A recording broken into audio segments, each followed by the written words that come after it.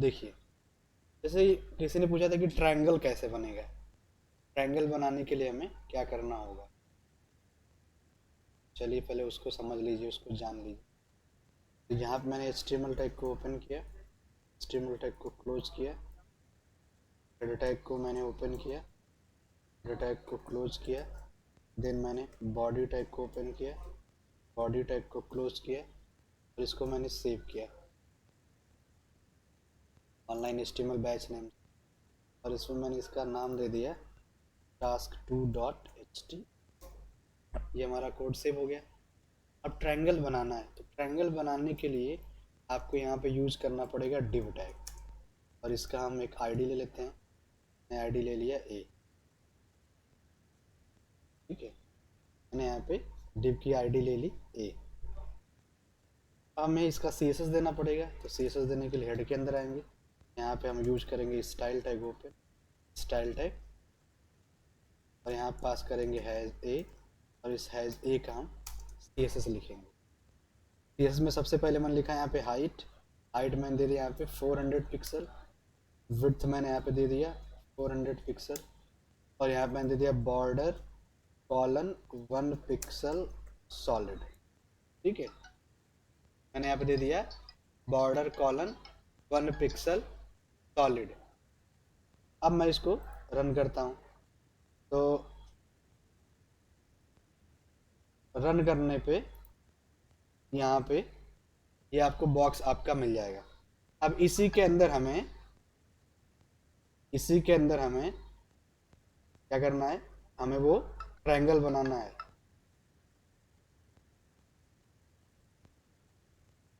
Triangle बनाने के लिए आपने देखा होगा कि आपने जो लूडो बनाया था, उस लूडो में आपके बीचों बीच एक ट्रायंगल बना हुआ है। उसी को जो है कि हमें एज एग्जैक्ट जो है कि हमें बनाना है। उसमें आपने देखा होगा जो ट्रायंगल बना हुआ है वो 4 बने हुए हैं अलग अलग, ठीक है। तो उसको कैसे बनाएंगे, उसी को समझना है आपको।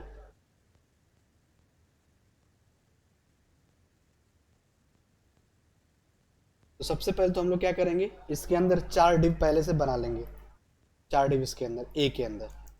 चलिए मैंने चारों डिव ले लिया, डिव आईडी, और यहाँ पे दे दिया मैंने A1, ठीक है।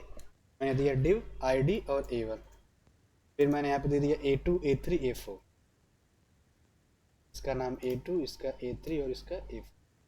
ये 4 डिव बन गए। अब इन चारों का हमें CSS देना है, तो पहले यहाँ पे देंगे हैज़ A1, ठीक है। इस A1 के लिए CSS लिखेंगे।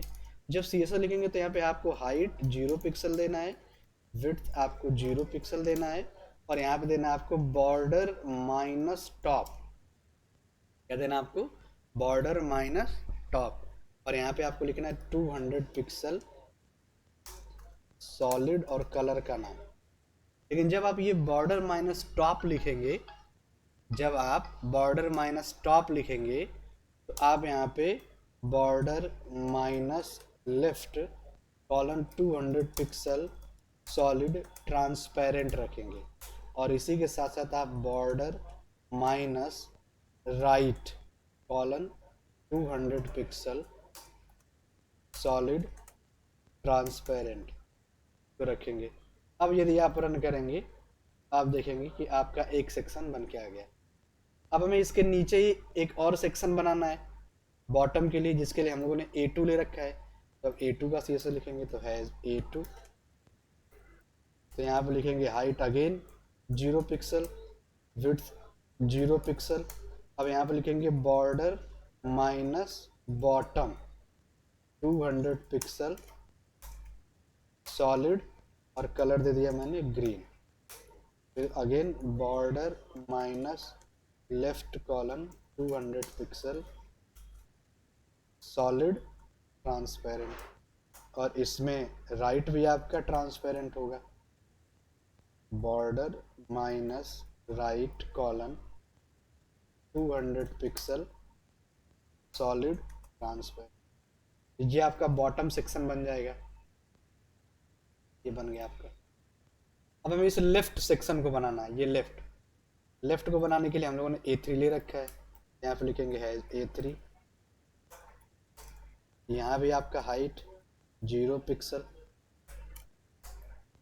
विड्थ आपका 0 पिक्सल,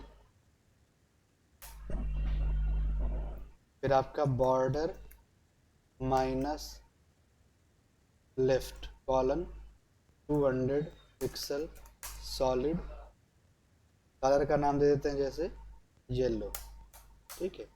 लेकिन जब आप लेफ्ट देंगे तो उस केस में आप बॉर्डर माइनस टॉप को ट्रांसपेरेंट करें, पिक्सल सॉलिड ट्रांसपेरेंट, देन आप border minus bottom colon 200 pixel solid transparent, ठीक है। ये भी आपका बन के आ जाएगा, लेकिन ये थोड़ा नीचे आ रहा है ना, इसको हमको ऊपर करना है। ऊपर करने के लिए यहाँ पे हम लोग यूज करेंगे margin minus top colon minus 400, ये आपका ऊपर को भी आ जाएगा। फिर यदि हमें यहाँ पे राइट में करना है, उसके लिए भी हम लोगों ने A4 ले रखा है, तो है A4, ठीक है। यहाँ पे height colon 0 pixel, width colon again 0 pixel, border minus right colon 200 pixel solid, और कलर का नाम दे दिया मैंने पर्पल।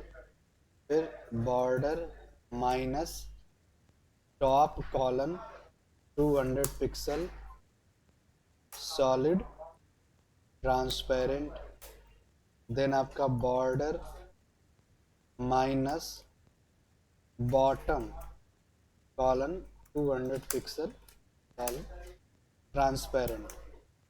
आप देखेंगे A4 सेक्शन भी आपका आ जाएगा जैसे ये, लेकिन ये भी नीचे आ रहा है, इसको भी हमें ऊपर करना है। यहाँ पे हम लोग फिर से पास करेंगे margin minus top colon minus 400 pix, ये आपका ऊपर को चला जाएगा। फिर इसको इधर को लाना है, लेफ्ट को।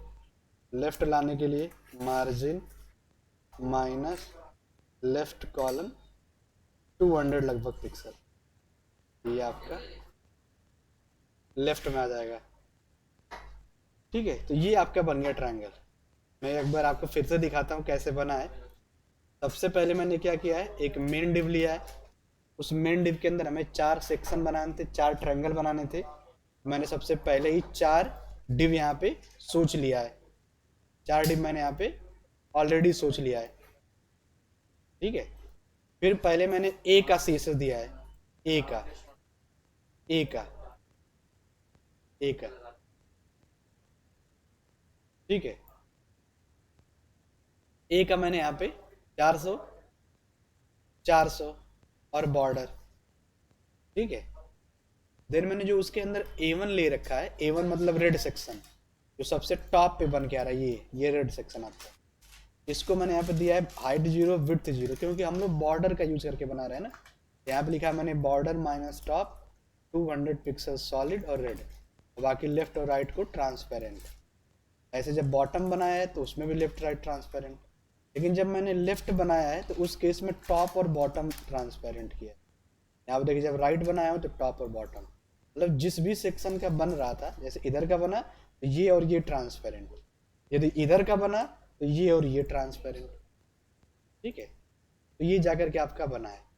इसी का एक और सबसे शॉर्टकट भी तरीका है, शॉर्टकट तरीका भी देखिए, मैं आपको एक अलग पेज पे शॉर्टकट तरीके को बता देता हूँ। इससे कम कोड में आपका यही सेम रिजल्ट आपको मिल जाएगा, आप देखेंगे तो, ठीक है। तो आपका ये सेम रिजल्ट मिलेगा। मैंने सेव किया यहाँ पे, यहाँ पे मैंने लिखा है प्रोग्राम 16.html, ठीक है। प्रोग्राम 16. सेव कर दिया। उसका शॉर्टकट जो ऑप्शन है वो देखिए, यहाँ पे मैंने डिव बनाया, आईडी ए मैंने दिया, ठीक है। यहाँ पे दिया style, open, close, has a, height है यहाँ पे 0 पिक्सल, विड्थ 0 पिक्सल। यहाँ पे हम देंगे border minus top colon 200 pixel solid green, border minus bottom colon 200 pixel solid red, border minus left colon 200 pixel solid, मतलब वन टाइम में ही चारों साइड का बॉर्डर आप दे दीजिए। Right 200 pixel solid black. यहाँ पर देखेंगे आप वन टाइम में ही चारों एंगल का आपका बन जाएगा। रन किया तो ये आपका बन गया। ये टॉप आपका ग्रीन, बॉटम आपका रेड, लेफ्ट आपका पर्पल और राइट आपका ब्लैक। ठीक है, इस तरीके से हम लोग वन टाइम में ही चारों एंगल का बना देंगे। फिर बहुत लोग एक और क्वेश्चन पूछ रहे थे कि एरो कैसे बनाएंगे। एरो बनाने के लिए आपको यूज करना है $LARR सेमी कॉलन। इससे आपका लेफ्ट एरो बन जाएगा। ठीक है, ये देखिए आपका यहाँ पे ये लेफ्ट एरो बन गया ये। फिर यदि आपको राइट एरो बनाना है तो $RARR सेमी कॉलन, इससे राइट एरो बन जाएगा। अप एरो बनाना है तो $UARR semicolon, down arrow बनाना है तो $DARR सेमी कॉलन। ठीक है, इस तरीके से आप एरो भी बना सकते हैं। ये देखिए लेफ्ट, राइट, अप और डाउन एरो आप बना लेंगे। ठीक है, और किसी का कोई क्वेश्चन जो नहीं हो पा रहा था, कोई ऐसा टास्क जो नहीं समझ में आया था, पूछिए, अभी तुरंत बता देंगे।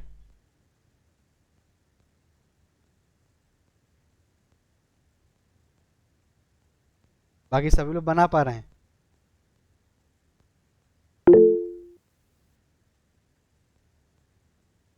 हाँ, आइकन के लिए तो बताया हूँ मैं। ये आपको उस डिव के अंदर लिख देना है। कोई भी आप डिव बना रही हैं, कोई भी सेक्शन बन रहा है, उस सेक्शन के बस बीच में इसको उठा के रख दीजिए, वहां पे ऑटोमेटिक आ जाएगा वो। ठीक है, आपको बस करना ये है कि आप कोई भी छोटा डिव बनाए, जैसे मैं आपको दिखाता हूँ। फॉर एग्जांपल देखिए, जैसे मैंने एक डिव बनाया, डिव ID B। ठीक है, मैंने यहाँ पे B लिया, इसको मैंने यहाँ पे क्लोज किया। अब इस B का मैं ऐसे लिखता हूँ, तो हैज B,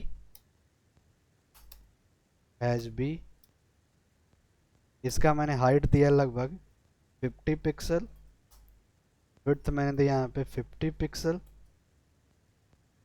ठीक है, और बॉर्डर मैंने दे दिया यहाँ पे 1 पिक्सल सॉलिड। और इसको भी फिलहाल मैं कमेंट कर दे रहा हूँ, काफ़ी बड़ा आएगा इसलिए। आपका B सेक्शन डिस्प्ले हो जाएगा। अब इसी के बीच में एरो दिखाना है, बस ज़्यादा कुछ नहीं करना आपको। यदि आपको मान लीजिए कि राइट एरो दिखाना हो, यहाँ पे रख दीजिए इसको। ये आपका राइट एरो आपका बन जाएगा।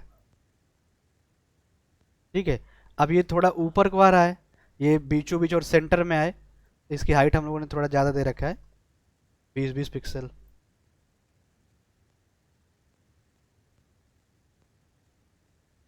ठीक है, ये देखिए बन गया आपका। ठीक है, इस तरीके से आप भी बना सकते हैं। ये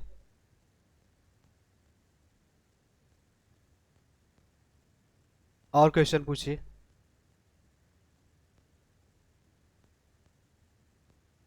हाँ, किसी ने पूछा था स्टार, सर एक बार ट्रांसपेरेंट वैल्यू के बारे में बता दीजिए, कैसे कम करती है, कैसे काम कर रहा है। ठीक है, ठीक है, तो देखिए अगर बात करें यहाँ पे, तो जो ट्रांसपेरेंट हो रहा है ना, वो भी बन रहा है, बट वो ट्रांसपेरेंट हो जा रहा है तो इसलिए दिख नहीं रहा है। जैसे अगर बात करते हैं इस प्रीवियस वाले के टास्क की, तो यहाँ पे यदि मैं ट्रांसपेरेंट को हटा दे रहा हूँ, ठीक है, ये मैंने ट्रांसपेरेंट को हटा दिया रेड वाले सेक्शन में से, तो आप देखेंगे यहाँ पे, तो ये अभी बाकी को मैं बंद किए दे रहा हूँ, बाकी को यहाँ से मैं कमेंट किए दे रहा हूँ, देन आपको समझ में आएगा। ये जो मैं ट्रांसपेरेंट है वो भी आपका सेक्शन बन रहा है, ऐसा देखिए, ये दोनों ट्रांसपेरेंट हो जा रहे हैं। बनने को तो ये पूरा का पूरा एक जो है कि आपका स्क्वायर टाइप बन रहा है, बट यहाँ पे इन दोनों को जब हम ट्रांसपेरेंट कर दे रहे हैं तो वो दिखना बंद हो जा रहे हैं। जब दिखना बंद हो जा रहे हैं तो बाकी आपका ये ट्रायंगल ही बच रहा है। ये एक बीच में थोड़ा सा छोटा सा कह सकते हैं टेक्निक है, उसी का यूज करके आप बना पाएंगे। और यहाँ पे ये सिंबल मैंने आपको बताया। और कोई पूछना चाहता है कुछ और किसी अदर टास्क में?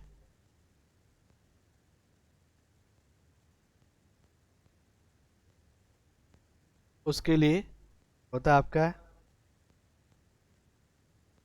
Ampersand has 9437।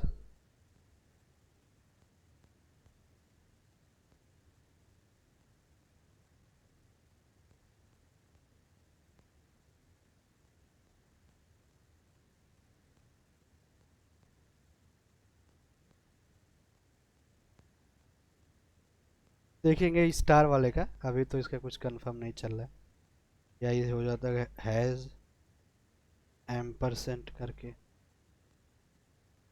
इसका चेक करना पड़ेगा हमें, ये नहीं होता है। स्टार का आप आइकन भी यूज़ कर सकते हैं, इंटरनेट से आप इमेज या आइकन भी डाउनलोड कर सकते हैं और उसका भी आप यूज कर सकते हैं, उसका भी यूज करके आप स्टार या आइकन बना सकते हैं। इसके लिए आपको एक वेबसाइट बता दे रहा हूँ, उस वेबसाइट पे आप जाइएगा। वेबसाइट का नाम है फ्लैट आइकन, ठीक है, मैं मैसेज में डाल भी दे रहा हूँ, फ्लैट आइकन ये वेबसाइट, ठीक है। यहाँ से आपको मान लीजिए स्टार आप यहाँ पे सर्च कर लेंगे तो हर एक कलर का भी आपको कलरफुल भी मिल जाएगा। यहाँ पे आप जब ओपन करेंगे इसको सर्च करके किसी भी नेम से, तो आपको देखिए जनरली ऐसा ही होता है या ऐसा होता है। इसको आप फ्री डाउनलोड कर सकते हैं और ये आपको IMG टैग में यूज करना पड़ेगा। आपको कुछ और कलरफुल और स्टाइलिश यूज करना है तो और भी आपके पास बहुत सारे ऑप्शन यहाँ पे दिख रहा होंगे, इनका भी आप यूज कर सकते हैं, बहुत एक से ज़्यादा आपको मिलेंगे, ठीक है। ये वेबसाइट है, इसको आप लोग यूज कर सकते हैं अपने पर्पज़ से किसी भी, और कोई ऑप्शन नहीं है स्टार के लिए, और इसके अलावा कोई ऑप्शन नहीं है।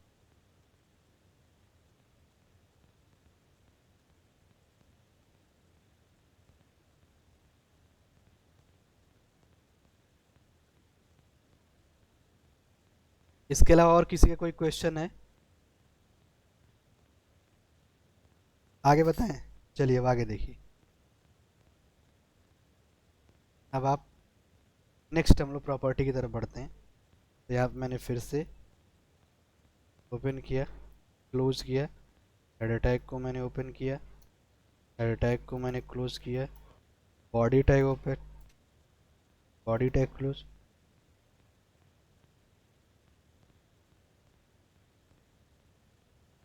पेज को सेव करेंगे। अब यहाँ पे मैं क्या कर रहा हूँ, मैं एक P टैग ले रहा हूँ, ठीक है, और इसके अंदर मैंने टेक्स्ट लिख दिया और ऐसे ही मैंने number of P tag use कर लिया। जब इसको रन करेंगे तो हमें इतना ही रिजल्ट भी मिलेगा, जितना हमने लिख रखा है उतना ही हमें रिजल्ट मिल भी रहा है। अब यदि हमें ये कहा जाए कि हम केवल पहले वाले ही पैराग्राफ का कलर चेंज कर पाएँ, तो वो कैसे करेंगे? उसके लिए यहाँ पे एक अदर ऑप्शन होता है। पहला ऑप्शन तो ये है कि आप उसकी ID बना लें और उसका स्टाइल दे दें, आप उसका कलर चेंज हो जाएगा। लेकिन एक और ऑप्शन है, वो है आपका प्रॉपर्टी CSS की फर्स्ट माइनस चाइल्ड। इसका भी यूज़ करके आप एक जैसे टैग के पहले एलिमेंट का CSS दे सकते हैं, जैसे यहाँ पे आप दे पा रहे हैं, ठीक है। यहाँ पे ना ही मैंने आईडी यूज किया और ना ही मैंने क्लास यूज किया है। अगर डायरेक्ट मैं टैग लिख रहा हूँ और ये यदि मैं नहीं लिखता तो इनमें से सभी पैराग्राफ का यही स्टाइल हो जाना था। क्यों? क्योंकि टैग इसी तरीके से काम करता है। लेकिन मैंने यहाँ पे लिखा है कॉलन, ठीक है, कॉलन, और यहाँ पे लिखा है फर्स्ट माइनस चाइल्ड। तो इससे क्या होगा कि पैराग्राफ या पी टैग के में जो सबसे पहला टैग होगा उसी का ये कलर होगा। अब मान लीजिए कि हमको लास्ट का सबसे करना हो, 1 मिनट।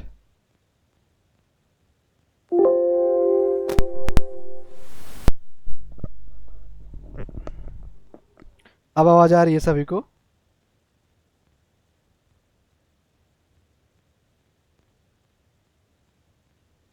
आवाज मिल रही है सभी को? ठीक है, ठीक है, ठीक है, अपना माइक बंद कर लीजिए।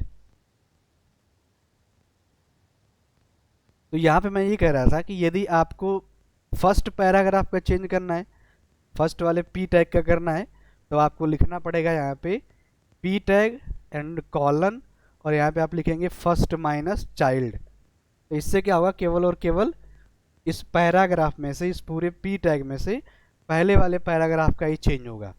बट यदि आपको सबसे लास्ट वाले पैराग्राफ का करना है तो आप क्या लिखेंगे, तो यहाँ पे लिखेंगे P colon last minus child, और यहाँ पे आप पास करेंगे जो भी आपको स्टाइल देना, जैसे मुझे देना ब्लू।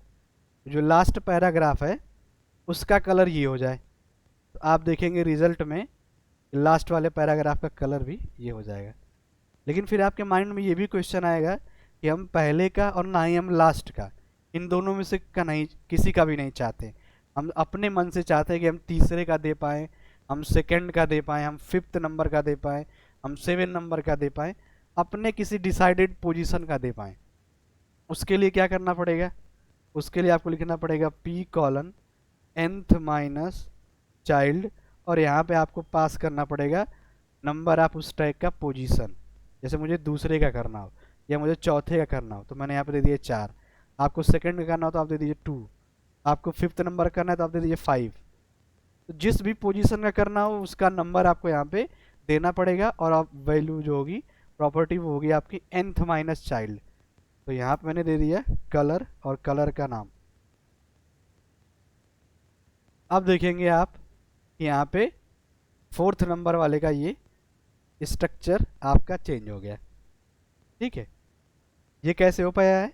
ये हो पाया है आपका nth माइनस चाइल्ड, और उसमें मैंने पास किया है वो पोजीशन।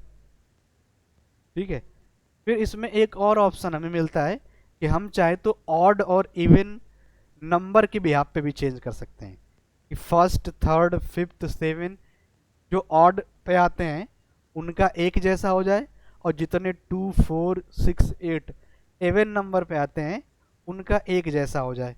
उसके लिए आपको क्या करना पड़ेगा? उसके लिए आपको लिखना है P colon nth minus child, और यहाँ पे देना है आपको ऑड, और यहाँ पे आप देंगे कलर और कलर का नाम। जैसे मैंने कलर दे दिया रेड। आप देखेंगे जितने भी ऑड नंबर पे होंगे उन सभी का रेड हो जाएगा। तो यहाँ पे फर्स्ट रेड हो गया, थर्ड हो गया, फिफ्थ हो गया, और ये 7 हो गया।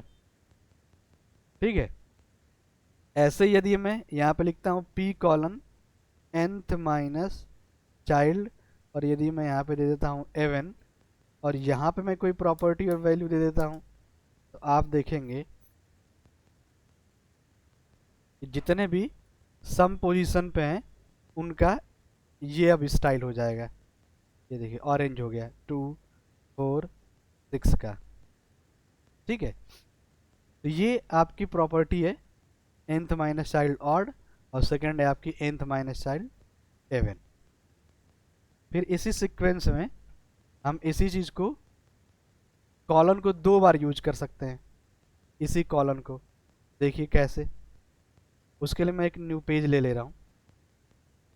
मैंने यहाँ पे अगेन HTML टैग ओपन किया, HTML टैग को क्लोज किया, हेडर टैग को मैंने ओपन किया, हेडर टैग को क्लोज किया, देन मैंने बॉडी टैग ओपन किया, बॉडी टैग को क्लोज किया। सेव करेंगे इसको। यहाँ पे अगेन मैंने अपने पेज का नाम दिया प्रोग्राम 18.html। ठीक है, अब यहाँ पे मैं अगेन p टैग ले रहा हूँ और इस p टैग में मैं थोड़ा मल्टीपल लाइन का टेक्स्ट लिख रहा हूँ, मतलब एक लाइन से ज़्यादा का। तो मैं कहीं से एक पैराग्राफ कॉपी कर लेता हूँ। मैंने यहाँ से ये पैराग्राफ को कॉपी कर लिया। ठीक है, ये पैराग्राफ कॉपी करके मैंने यहाँ पे पेस्ट कर दिया और कई बार पेस्ट कर दिया, जिससे हमारा थोड़ा पैराग्राफ ज़्यादा हो जाएगा। तो अब आप देखेंगे यहाँ पे, इस पेज को मैं रन कर लेता हूँ 18 नंबर कोड को। ये रन हो गया, तो ये पैराग्राफ हमारा यहाँ पे डिस्प्ले होने लगा। अब यदि आपको मान लीजिए कि इस पैराग्राफ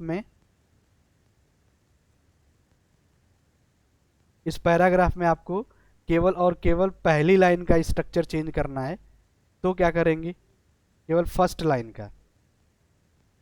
का। तो उसके लिए भी यहाँ पे ऑप्शन बना हुआ है। उसके लिए क्या ऑप्शन बना हुआ है, यहाँ पे style tag open, style tag close, और यहाँ पे लिखेंगे p डबल कॉलन और वैल्यू लिखा होता है फर्स्ट माइनस लाइन। इससे क्या होगा कि इस पूरे पैराग्राफ में केवल और केवल पहली लाइन का स्ट्रक्चर चेंज होगा। पहली लाइन का वैल्यू होगी फर्स्ट माइनस लाइन, और यहाँ पे मैंने दिया कलर कॉलन। आप देखेंगे कि इसमें से केवल फर्स्ट वाले का ही चेंज होगा, बाकी का नहीं होगा, बाकी लाइन का नहीं। फर्स्ट लाइन में जितना भी डेटा आएगा सबका। और मान लीजिए कि आपको इनमें से केवल फर्स्ट लेटर का करना हो, कुछ ऐसा केवल फर्स्ट लेटर का, बाकी का नहीं, उसके लिए भी यहाँ पे ऑप्शन है। उसके लिए लिखा था p double colon first minus letter. ठीक है, तो फर्स्ट माइनस लेटर जैसे मैंने दे दिया यहाँ पे font minus size colon 30 pixel. तो आप देखेंगे यहाँ पे केवल पहले वाले का ही 30 पिक्सल होगा, ये बाकी का नहीं। ये भी आपके पास ऑप्शन है, इसका यूज करके आप, फिर आपने ये भी कई बार देखा होगा कि जब आप किसी भी पैराग्राफ को ऐसे सेलेक्ट करते हैं, जब सेलेक्ट आप करते हैं तो इसका एक बैकग्राउंड कलर आता है और एक टेक्स्ट का कलर आता है। ठीक है, बैकग्राउंड कलर में ब्लू आता है और टेक्स्ट कलर में वाइट आता है। ठीक है, बैकग्राउंड कलर में ये ब्लू कलर आता है और टेक्स्ट का कलर वाइट आता है। अगर हमें इसको चेंज करना हो तो हम क्या करेंगे, तो इसके लिए भी ऑप्शन होता है। इसके लिए होता है p डबल कॉलन और यहाँ पे लिखा जाता है सिलेक्शन। क्या लिखा जाता है, p डबल कॉलन सिलेक्शन। ठीक है, और यहाँ पे मैंने दे दिया कि बैकग्राउंड कलर जो है इसका येलो हो जाए और टेक्स्ट का कलर यहाँ पे रेड हो जाए। तो अब आप देखेंगे कि जब आप अभी सेलेक्ट कर रहे थे तो ये ब्लू और वाइट हो रहा था, लेकिन अब क्या होगा, इसका बैकग्राउंड कलर जो ब्लू था वो येलो हो जाएगा और जो टेक्स्ट का कलर वाइट था वो रेड हो जाएगा। ये देखिए। ठीक है, तो इस तरीके से भी आप अपनी वेबसाइट के या अपने वेब पेज के स्ट्रक्चर को चेंज कर सकते हैं जब कोई सेलेक्ट करे तब। इसके लिए आपको यहाँ पे यूज करना पड़ेगा p डबल कॉलन सेलेक्शन। ऐसे ही हम लोगों ने कुछ दिन पहले जब HTML पढ़ रहे थे तो हम लोगों ने इनपुट टैग पढ़ा था फॉर्म के लिए, और उसमें हम लोगों ने अलग अलग टाइप यूज किए थे। उसमें से एक टाइप आपका था टेक्स्ट, और उसी में हम लोगों ने एक एट्रीब्यूट यूज किया था प्लेस होल्डर। और प्लेस होल्डर में हम लोग कुछ जो डेटा लिख रहे थे वो डेटा आपका उस इनपुट बॉक्स में दिख रहा था। जैसे ये देखिए, अगर आपको इस इनपुट बॉक्स में जो ये डेटा दिख रहा है इसकी स्टाइल को चेंज करना हो तो आप क्या करेंगे, जो अंदर दिख रहा है एंटर योर नेम, जो प्लेस होल्डर का डेटा है उसको चेंज करना होगा। तो आप क्या करेंगे, उसके लिए आपको यहाँ पर लिखना है input double colon place holder, और यहाँ पे आप मान लीजिए उसका कलर ही चेंज करना चाहते हैं तो आप दे सकते हैं कलर। आप देखेंगे उसका कलर चेंज हो जाएगा जैसे ही। फिर एंटर जो नेम है बाय डिफ़ॉल्ट जो लेफ्ट से आ रहा है, यदि आप चाहते हैं कि राइट साइड को दिखे उसके लिए भी आप यहाँ पे यूज कर सकते हैं text minus align colon right. आप देखेंगे कि वो राइट को आ जाएगा ये देखिए राइट को आ गया।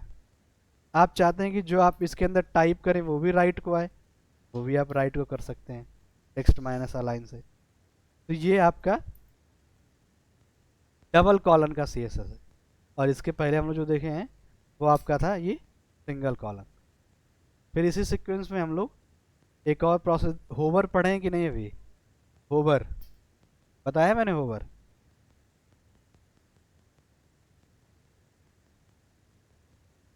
नहीं सर। ठीक है। चलिए होवर को भी देख लीजिए आप, इसी सीक्वेंस में वो भी कॉलन के साथ यूज होता है। तो ये था आपका डबल कॉलन के साथ। अब मैं न्यू पेज अगेन ले रहा हूँ।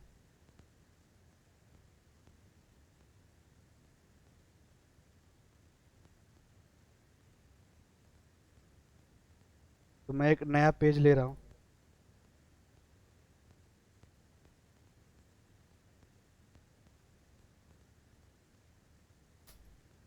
ठीक है। तो सपोज दैट मैंने यहाँ पे एक डिव बनाया। ठीक है। अब इस डिव का मैंने यहाँ पे CSS लिखा। तो style tag open, style tag close, और यहाँ पे हैज़ ए। अब मैंने यहाँ पे दे दिया height 300 pixel, width 300 pixel, background मैंने दे दिया रेड। अब मैं इसको रन करता हूँ, ये रन हो गया। अब हम जब इसके ऊपर माउस को ले जाएं तो इसका थोड़ा स्ट्रक्चर चेंज हो जाए, उसको बोलते हैं होवर करना। मतलब माउस के ले जाने पे उसके स्ट्रक्चर को चेंज करना, वही होता है होवर। ठीक है। इसके लिए यहाँ पे यूज होता है हैज़ ए कॉलन होवर। ठीक है, कॉलन के साथ HOVER होवर। और आपको क्या स्ट्रक्चर चेंज करना है वही लिखना होता है यहाँ पे। जैसे मैं चाहता हूँ कि उसका जो बैकग्राउंड कलर रेड है, जब हम माउस को ले जाएं तो उसका बैकग्राउंड कलर यहाँ पे ग्रीन हो जाए। बताया है ना? हाँ, मुझे कुछ याद आ रहा था कि मैंने बताया है। तो वही है यहाँ पे, आप जब इसके ऊपर माउस को ले जाएंगे तो ये इसका स्ट्रक्चर चेंज हो जाएगा। फिर इसी में मैंने एक और आपको एट्रीब्यूट, एक और प्रॉपर्टी बताया था, ट्रांजिशन। ट्रांजिशन, ट्रांजिशन का वर्क होता है कि जैसे यहाँ पे मैं माउस को ले जा रहा हूँ तो काफ़ी स्पीड में इसका स्ट्रक्चर चेंज हो रहा है, एक टाइम ड्यूरेशन में चेंज हो। इसके लिए यहाँ पे आप पास कर सकते हैं टाइम। ठीक है, आप देखेंगे यहाँ पे ये एक स्पीड में कलर आएगा भी और उसी स्पीड में ये बैक भी होगा। ठीक है। चलिए होवर तो मैंने बताया ही था आपको, अब आगे मैं आपको बताता हूँ।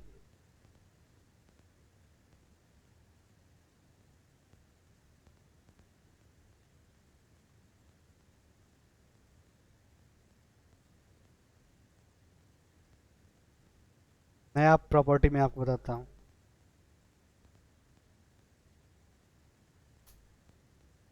ठीक है, अब देखिए आगे।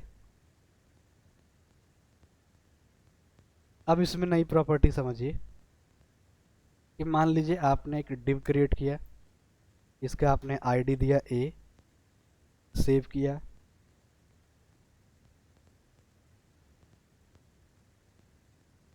इसका CSS देंगे हम यहाँ पे हैज़ ए, हाइट दे दिया मैंने यहाँ पे 400 पिक्सल, विड्थ मैंने दे दिया यहाँ पे 400 पिक्सल, बैकग्राउंड मैंने इसका दे दिया, बैकग्राउंड इसका बॉर्डर दे देता हूँ 1 पिक्सल सॉलिड। ठीक है, 1 पिक्सल सॉलिड मैंने दे दिया बॉर्डर। अब मैं इसे रन करूँगा तो ये हमें बॉक्स मिल जाएगा। अब हम ये चाहते हैं कि जब हम इसके अंदर कोई भी कलर पास करें तो वो कलर अपने आप चेंज हो, मतलब माउस के ले जाने पे ना चेंज हो, अपने से चेंज हो। जब पेज रीलोड हो या रिफ्रेश हो तो कलर ऑटोमेटिक चेंज हो जाए। उसके लिए आपको क्या करना पड़ेगा, कलर को ऑटोमेटिक चेंज करने के लिए उसके लिए यहाँ पे एक प्रॉपर्टी होती है एनिमेशन माइनस नेम। इसकी वैल्यू आपको देनी पड़ेगी, मैंने दे दिया। देन यहाँ पे आपको देना पड़ेगा एनिमेशन माइनस ड्यूरेशन, जो कलर चेंज होगा एक के बाद एक, उसकी स्पीड क्या होगी, वो कितने देर के बाद चेंज होगा। तो मैंने दे दिया कि 5 सेकेंड के बाद। ठीक है, मैंने यहाँ 5 मतलब उतना देर और s मतलब सेकेंड। ठीक है, फिर यहाँ पे आपको इसको अप्लाई करने के लिए यहाँ पे लिखना पड़ता है एम्परसेंट की फ्रेम्स एट द रेट की फ्रेम्स और एनिमेशन माइनस नेम की यहाँ पे वैल्यू। ठीक है, और यहाँ पे आप लिखते हैं फ्रॉम और यहाँ पे हम देते हैं बैकग्राउंड रेड और अब अगेन लिखते हैं टू और यहाँ पे हम बैकग्राउंड देते हैं ग्रीन।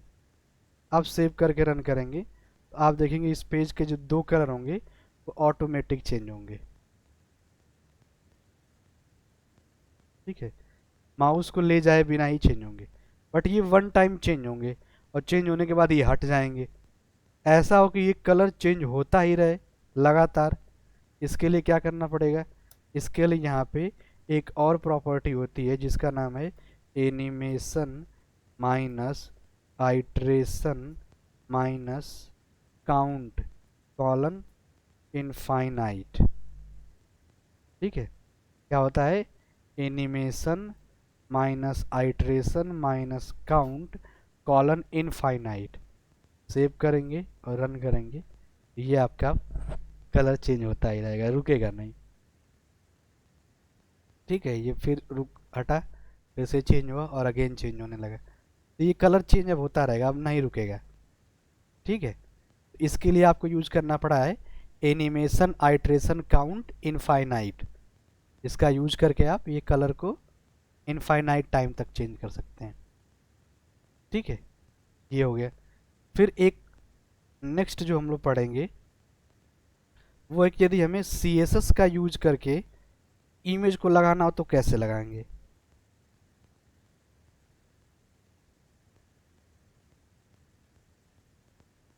CSS का यूज करके, IMG का यूज करके तो आपने पढ़ा है, मैंने बताया था कि आपको इमेज का यूज करके आप कैसे इमेज को लगाएंगे। तो आपने यूज किया था IMG SRC और उसके अंदर आपने पास किया था इमेज का नाम और आपकी इमेज डिस्प्ले हो गई थी।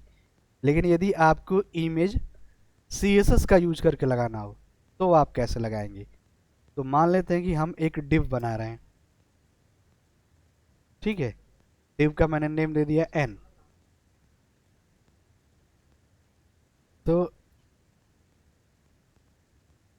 ठीक है, तो यहाँ पे मैंने